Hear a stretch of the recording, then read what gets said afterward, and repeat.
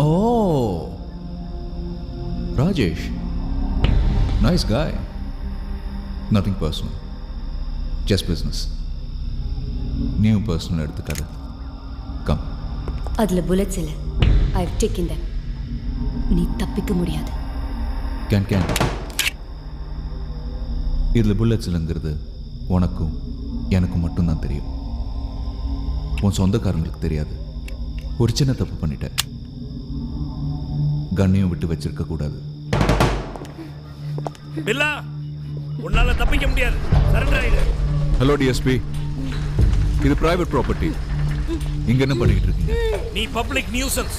அதுக்காக தான் நான் வந்திருக்கேன். Good one.